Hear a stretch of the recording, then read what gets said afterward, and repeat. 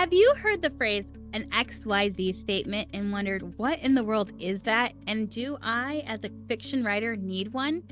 Hi, I'm Rachel Fehrenbach. I help Christian writers craft and publish a novel that has an engaged audience ready to buy it. And today we're going to be talking about this XYZ statement, what it is, and the fact that yes, you as a fiction writer do need an XYZ statement. So the XYZ statement is simply a tool that is used in the business and marketing worlds to articulate a particular positioning of a company. Now, before you write this off as something that you as a fiction writer do not need, let me just state it this way. Having an XYZ statement gives you clarity and helps you make decisions moving forward. It also gives clarity to your reader. They will know who you are and how they will benefit from engaging with you and your work. You, as a fiction writer, you have a business, you are an entrepreneur. You have a product that you are producing and attempting to sell.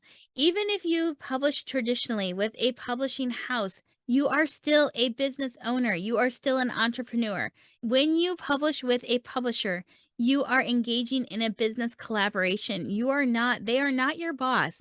They are your partner in the production of your novel. And so having an XYZ statement really sets you up for success as that business owner because it doesn't focus on just one novel. It's not just, oh, I'm a writer who wrote this novel. It's, I'm a writer that does this. And when you engage with me in my work, you get this.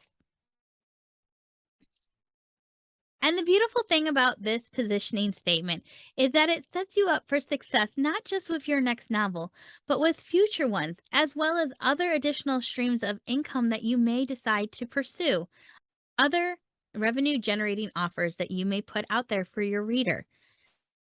It's an extremely helpful tool. And if you don't have this XYZ statement already written, don't worry. We're about to dive into that. We're going to really get specific about the structure of this positioning statement and how to approach it as a fiction writer.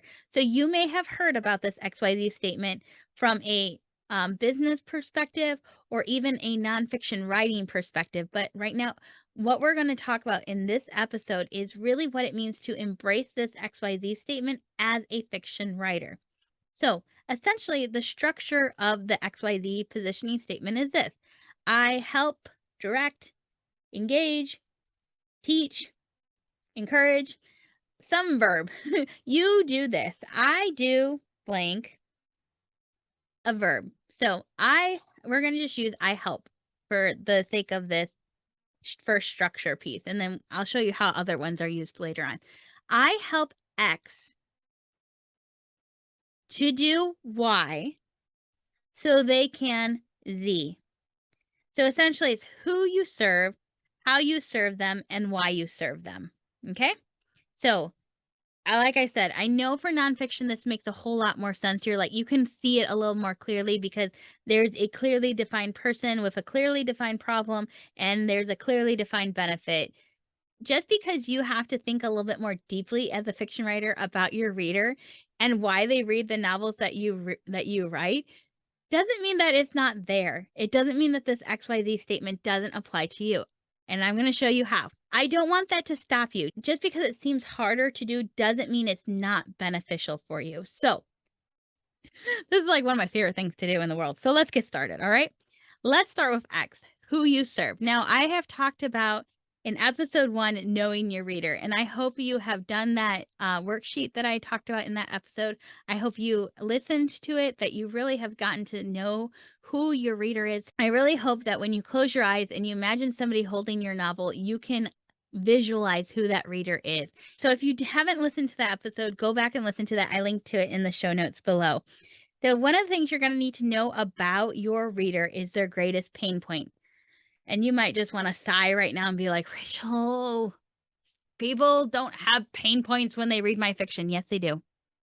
I am a firm believer in this. I think this is what trips up fiction writers the most.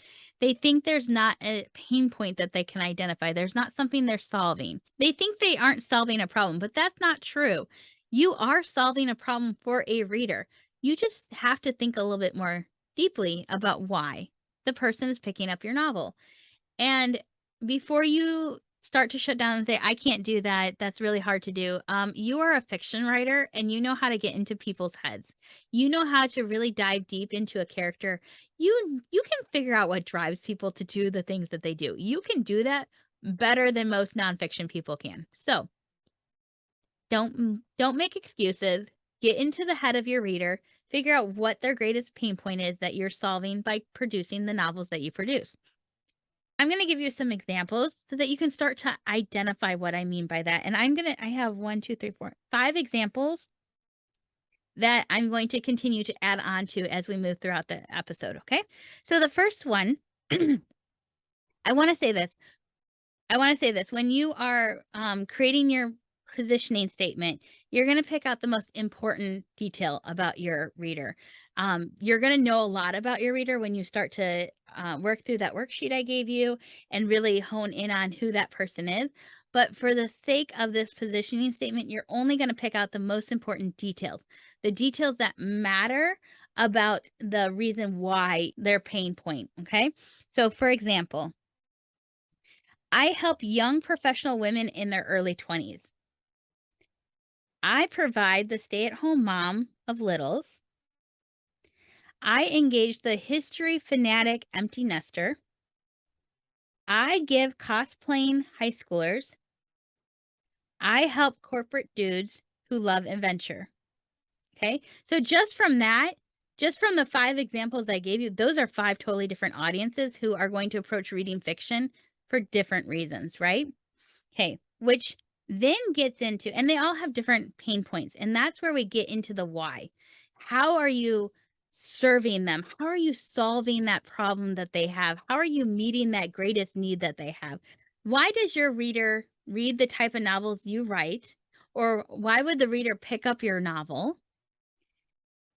What are they looking for? What are they hoping for? And how does your novel reach that? Okay, how do they bridge that gap? And, do not fall back on the whole, "Oh, they just wanna be entertained." Don't do that. People give that example all the time, and you can tell when business coaches or even writing coaches don't really understand fiction or don't even really understand fiction readers because they'll say, "Oh, to be entertained. That's why people read." And it's not true. Yes. They are being entertained, but being entertained is just one component of that. I would actually argue that they want to experience. People read novels because they want, not necessarily because they want to be entertained, but because they want to experience something. And the thing that they want to experience is the fact that you are meeting their need. Okay. So let me show you how this works. So I want you to dig deeper. I want you to ask the question like, why do they want to be entertained? Or what do they want to experience? How do you help them accomplish that? So this is what it might look like. I help the young professional woman in her early 20s feel a little less lonely on her morning commute into a new city.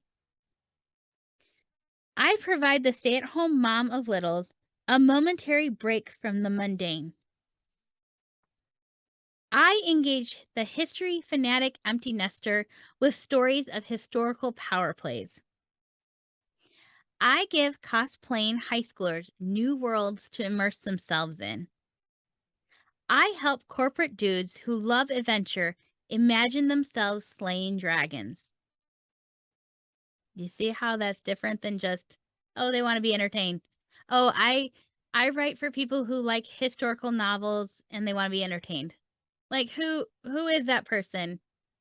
What are you doing? Like, why are you writing the novels? No. Know your reader, know their pain point and how you bridge that gap between the pain point and the novel that you provide. In a moment, we're going to go over Z and why this is the most important part of your positioning statement. But I just want to take a brief moment and remind you to hit subscribe on YouTube or Spotify or Apple or Google or wherever you listen or are watching this episode. I want you to do that because in future episodes, we will be talking about things about how your positioning statement helps you make choices about your novel, as well as the social media platforms you use and the marketing that you do. Okay. X tells us who, Y tells us what their pain point is and how you kind of match that pain point, how you kind of solve or how you connect to that pain point with your novel. But Y is going to dig into the benefit of them reading your novels, the benefit of them engaging with your sample and supplemental content on your social media platforms and email and all those things. The why of why they should engage with you, the author, and your work that you do. The why digs into the why they should engage with you, the author, and the work that you do. What benefit is it to them? That's what we're getting into with this last bit of this positioning statement. Another way to ask this is, what does the reader benefit or what does the reader gain by reading my novel? Okay, so this is what it looks like with those 5 examples we've already started with. I help young professional women in their early 20s feel a little less lonely on her morning commute into a new city so she can walk into her job feeling confident in who she is and where she belongs. I provide the stay-at-home mom of littles a momentary break from the mundane so she can remember who she is outside of the everyday demands of life. I engage the history fanatic empty nester with stories of historical power plays so they can get lost down a rabbit hole of intrigue and learn something new along the way. I give cosplaying high schoolers new worlds to immerse themselves in so they can find a place to belong and new friends to make. I help corporate dudes who love adventure imagine themselves slaying dragons so they can bring the same energy into their 9 to 5. You see? Is it starting to make a little bit more sense? Like, these statements give such freedom. There's a structure, right? We know who we're writing to, we know what their pain point is, how we're going to meet that pain point, and what the benefit is going to be to the reader. We know how we're going to serve our reader with our work, with our writing, with our novels, with the supplemental materials we create, with the sample stuff we put out there. We understand how we're going to engage with them because we understand our positioning statement. There's freedom in that though, right? There's freedom in these positioning statements. You might write a historical novel one time, but then you might write a contemporary novel the next. But there's a key thread that meets your reader and her need. There's a key thread in there that is going to give her the same benefit, right? So there's freedom in this positioning statement. It's not saying I'm going to only write this genre for the rest of my time as a novelist. I'm only going to do this kind of thing for the rest of my time as a writer. I'm only going to write novels. I'm only going to do this. No, we are not pigeoning ourselves by having an XYZ statement. We are identifying and giving clarity to the ways in which we engage our reader and the ways in which we help them with their pain point and the ways in which the reader benefits from engaging with us and our work. It gives us clarity and we can make better decisions for our novel, for our business, for our marketing. All of the things become clearer and give us more direction. So I hope that you at this point are like, yes, I need an XYZ statement. I need something to give me this direction. I need something to give me this clarity so I know what I'm doing because I have this novel, but then I have this one and this one and this one, and I don't know how to market those, and I don't know what I'm supposed to be doing on social media. And if I have this XYZ statement, it begins to give me a better idea of those things. And if that is you, I want you to go to rachelsperenbach.com/resource. I've linked to it in the show notes.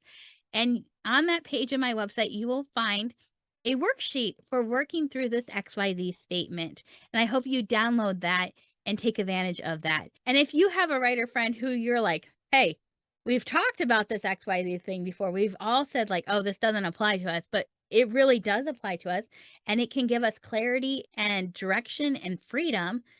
Would you send this episode to them? I would really appreciate it. When you share my podcast with other people, other writers, it helps me reach other fiction writers that I may not have reached before. And then we can all do a better job of creating really solid, strong novels that our readers can benefit from. So thank you for sharing the podcast. Thank you for listening in today and joining me here. Until next time, happy writing. Bye.